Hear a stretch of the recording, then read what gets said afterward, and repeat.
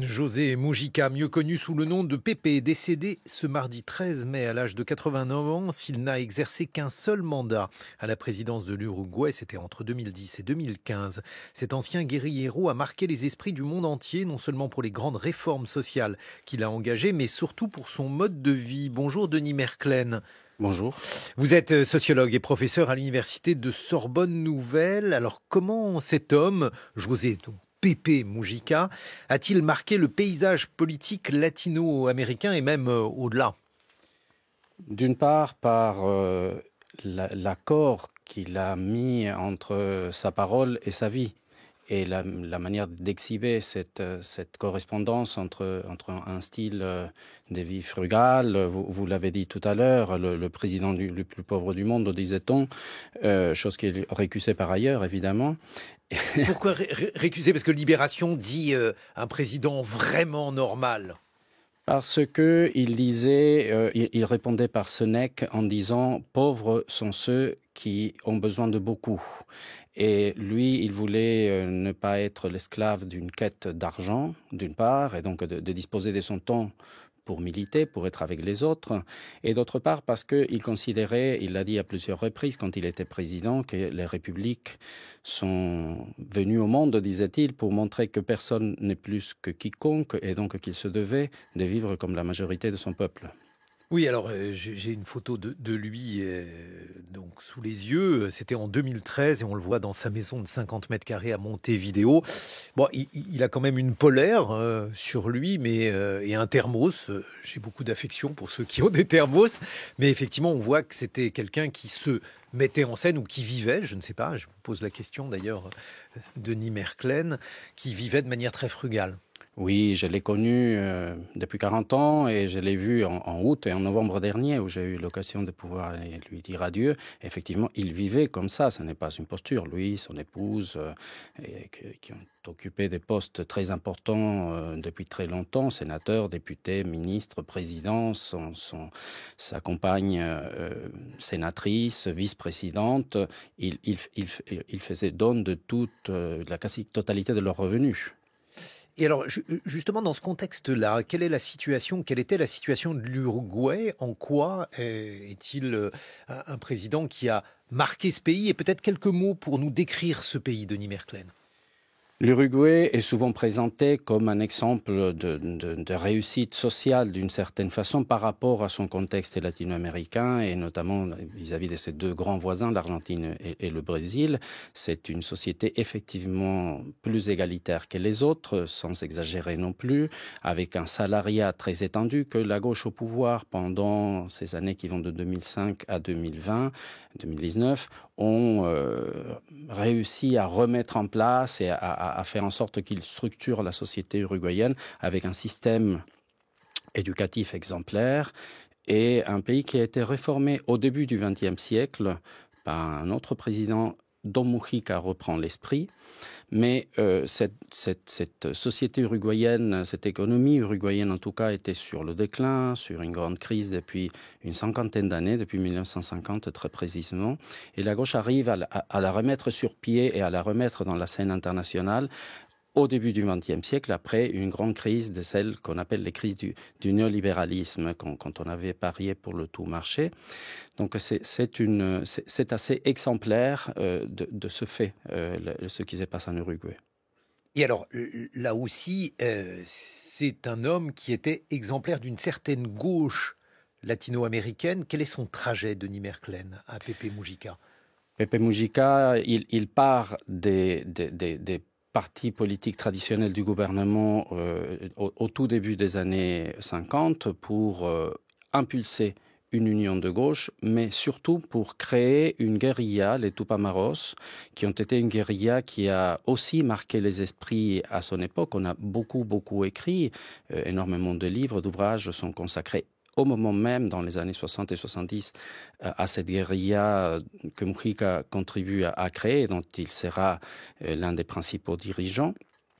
sous la plume par exemple d'auteurs comme Régis Debray, qui a consacré un ouvrage à ce mouvement, qui va subir une puissante défaite militaire et une réponse dictatoriale comme la plupart des pays de l'Amérique latine.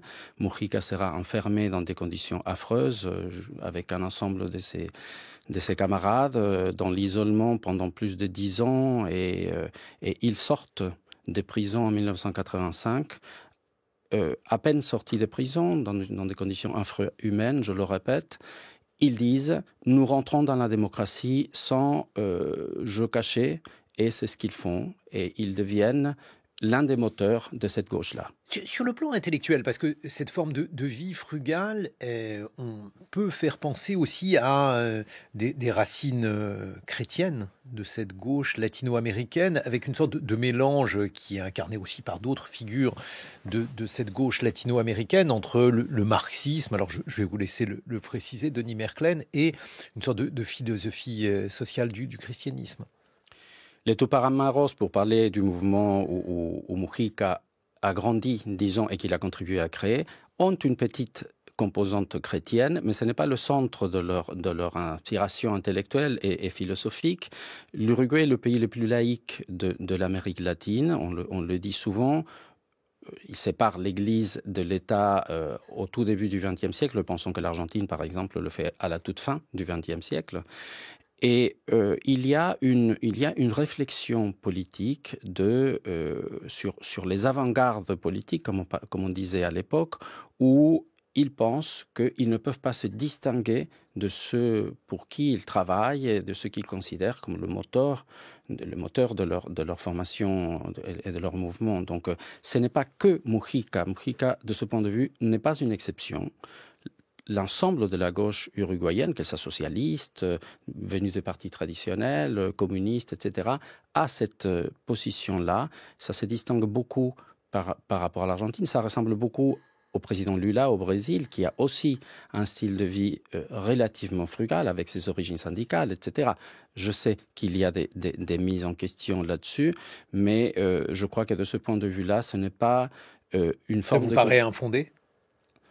Certainement, mais en tout cas, l'esprit, pas pour l'ensemble du Parti des travailleurs, mais pour la personne de Lula da Silva. Parce qu'il faut le dire aux auditeurs, le président a été accusé de corruption avec un appartement dans une station balnéaire qui lui aurait été, alors là, prêté, loué, vendu, bref, les choses...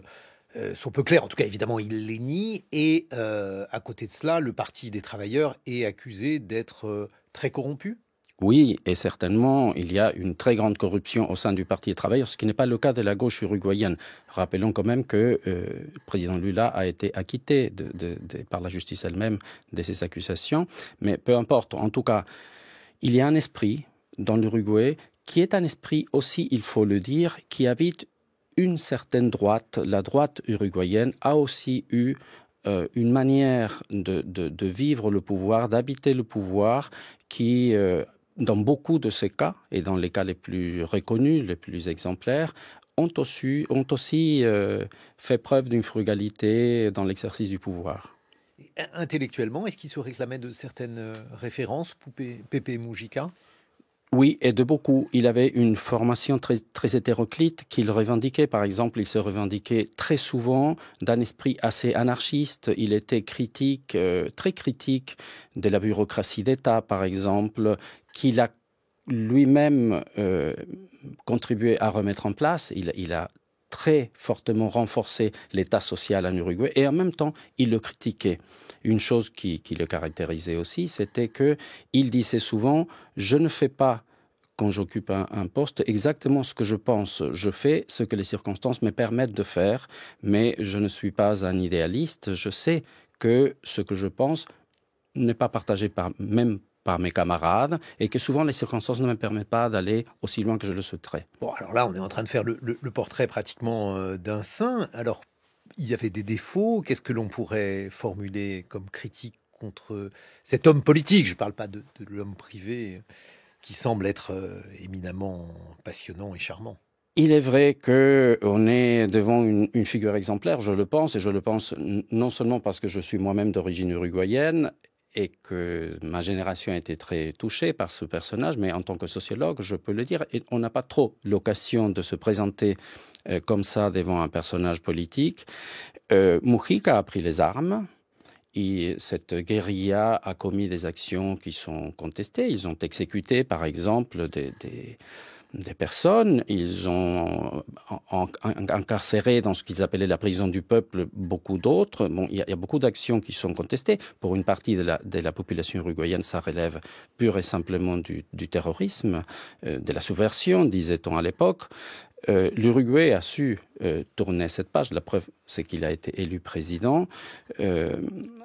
Mujica est aussi critiqué par la manière dont il parlait. Il était très franc, il était très direct. Il était à l'international, on le voit beaucoup plus policé, beaucoup plus philosophe, si je peux dire, mais il rentrait dans l'arène politique pour soutenir un candidat, pour en critiquer un autre, pour combattre un ministère ou un président ou un gouvernement ou tel parlementaire. Donc il y a beaucoup de gens en Uruguay qui lui reprochent beaucoup de choses. Mais alors, dans ces conditions, pourquoi un seul mandat, Denis Merklén? Parce que la constitution uruguayenne empêche la réélection, qu'il arrive très tard au pouvoir et qu'il faut laisser passer un tour pour pouvoir être réélu. Et donc, quand c'est le cas, il a 84 ans, ce n'est plus possible. Donc, mais il a été, je l'ai dit, sénateur, ministre, sénateur à plusieurs reprises, député, etc. Et en conclusion, aujourd'hui, il est encore, j'imagine, une figure immensément populaire en Uruguay. Non seulement en Uruguay, mais dans le reste de l'Amérique latine et dans les pays latins en général. Il a une énorme popularité, non seulement aujourd'hui quand il est décédé, mais depuis très longtemps. Le nombre incalculable de personnalités de la culture et du pouvoir qui se sont déplacées jusqu'à sa petite maison rurale, du roi d'Espagne jusqu'aux stars du rock'n'roll international, est incroyable. Bon, il avait quand même un thermos pour les Il avait un thermos, un maté et une chienne.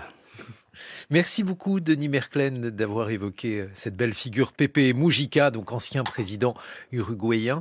Dans quelques instants, Alexandra Delbo, elle va nous parler de la première aurore diffuse observée depuis mars. Ça sera dans quelques secondes.